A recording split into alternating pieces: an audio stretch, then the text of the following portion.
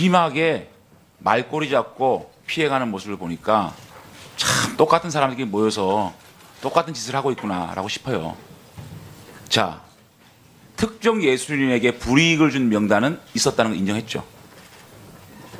있는 것 같다는 걸 인정했죠. 네. 인정했죠. 인정할 수 있었던 시기는 언제입니까? 언제부터 이걸 인정할 수 있게 됐습니까? 이걸 지금 와서 인정하는 거 아닙니까? 그죠? 그럼 언제부터 자신의 마음에 아 이거는 있었었구나라고 인정할 수 있었어요?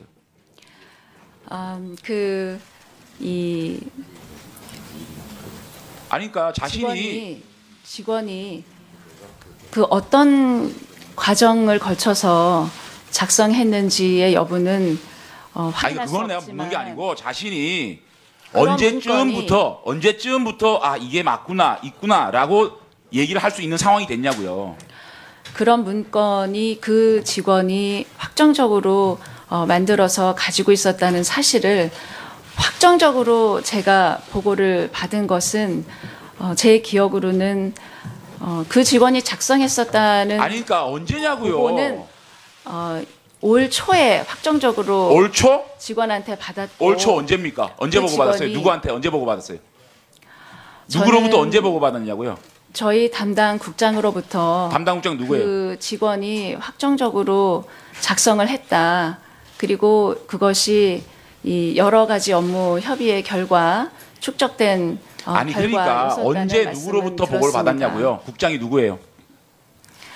1월 초에 예술국장으로부터 예술국장. 확정적으로 말씀을 들었습니다. 그러면 최초에 이런 보도들이 많이 나오기 시작했지 않습니까? 국정감사를 통해서 예결위를 통해서 또 임시국회를 통해서. 근데 어떤 시점에 이것을 진상 파악을 하라고 지시를 했습니까? 저는 사실 의원님 아니 그러니까 진상 파악하라고 지시 안 했습니까?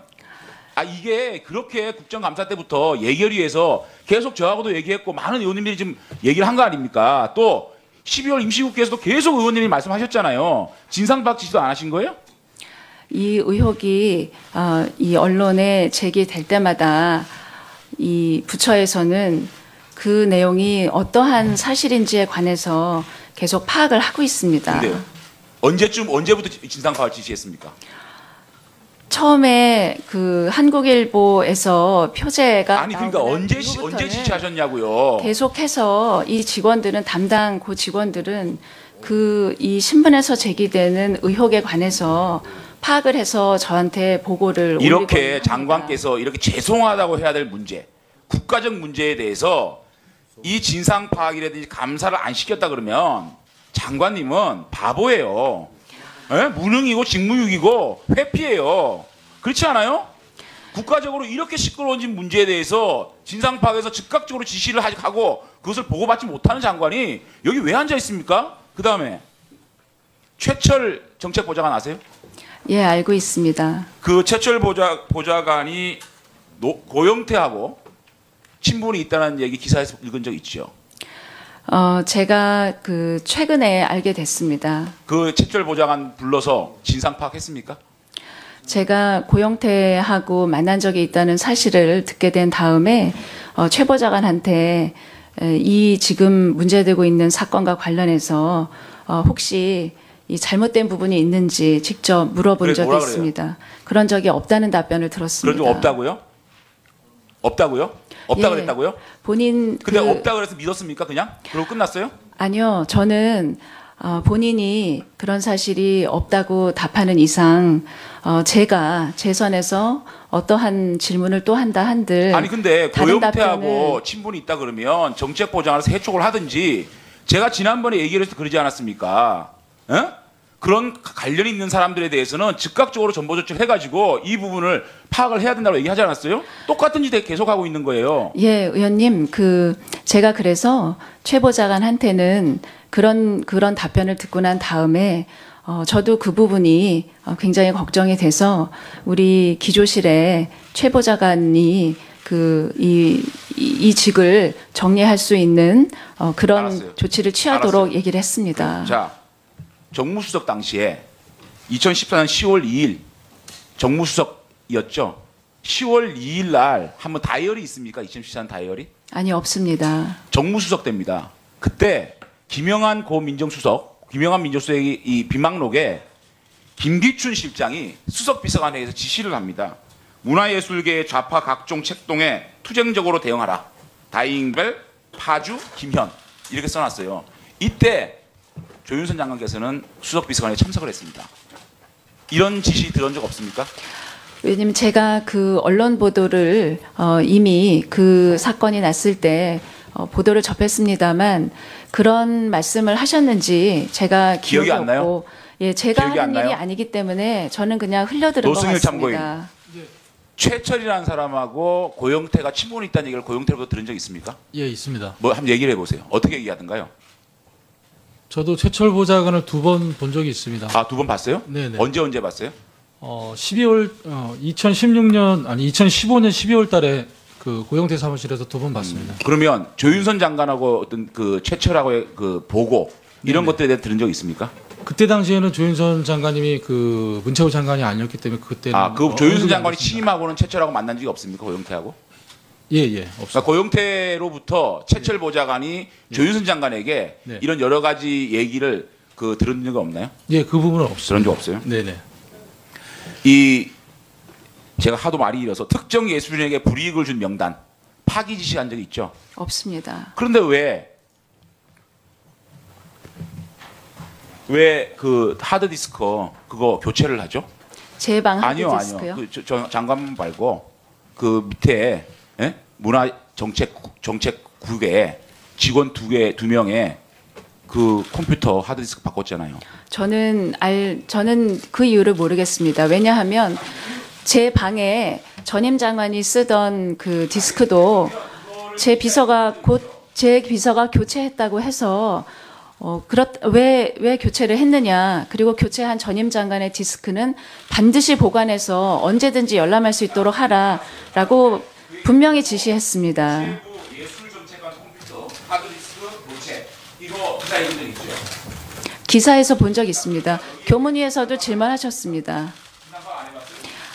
그거는 교문위에서 질문을 하신 다음에 기사가 나왔고 교문위에서 질문하셨을 때 파악을 했는데 그때 저한테 보고를 했습니다. 아니요, 하드디스크를 뺐다가 다시 끼워넣고 OS 예? 왜 뺐다가 일주일에 다시 넣습니까? 이상하지 않아요? 거기서 장관이 왜 이 부분에서 저는 진상파가 하라 그러면 이게 대해서 명확하게 답해야 돼. 이거 어떻게 된 거예요? 그때 교문위에서 질문을 하셔서 당일로 답변을 드렸습니다. 제가 보고 받기로는 그 직원이 하드디스크를 교체하려고 했다가 다시 집어넣고 OS 포맷 이 OS를 다시 깔았다는 그런 보고를 받았습니다. 하지만은 제가 그 보고를 받은 것도 그 교문위에서 처음 보고를 받았습니다. 예, 장지원 의원 수고하셨습니다. 자, 이상으로 주 신문을 마쳤습니다.